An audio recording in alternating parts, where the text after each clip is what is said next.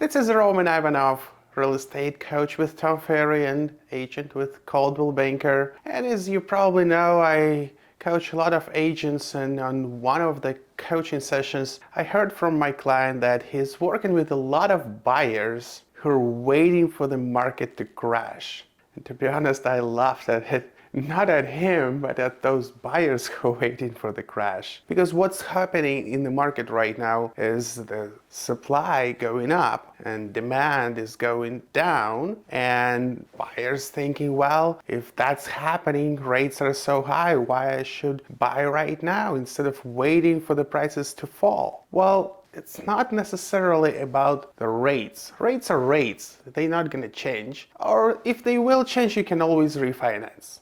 The question to you is your motivation. Do you really need to buy that home? Or are you okay to be in the rental? Or are you okay to be in that bigger home that you're struggling to maintain? Well, in terms of the crash, I have a couple of things to share with you too. First, through the pandemic, the appreciation was crazy. I've seen up to 15% price increase a year. That's significant increase that build equity in the sellers' houses. So why would they sell it for less right now? If they have this equity, they can always go back to the bank and ask for a line of credit and use that money if they need to.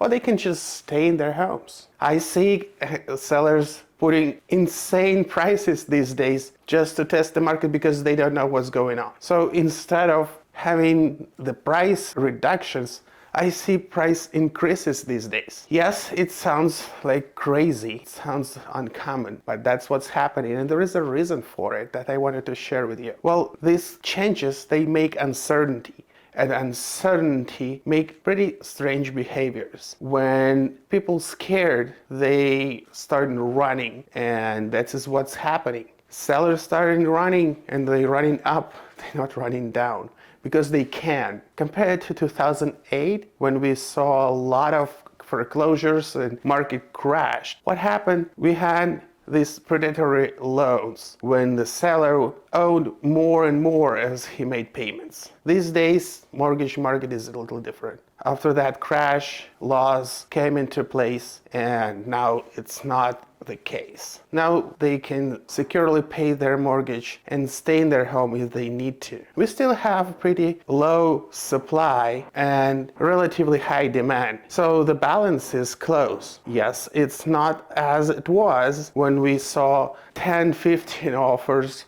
and once I've seen $150,000 over the asking price. That was insane. We're not seeing this any longer. But we still see that nice homes, they sell on multiple offers. Is this a sign of a crash? I don't think so. Well, second, I wanted to talk to you in terms of your motivation. Is this about your rates? You can always buy points these days. If you want to buy a home and you're dissatisfied with paying 5-6% in interest, now you're in a good position because supply is much higher and demand is lower. Now we can find that motivated seller who would pay us back in the form of a seller concession to buy points or reduce your cash to close. So that means that your lender will lower the rate because seller giving you the money. So isn't it a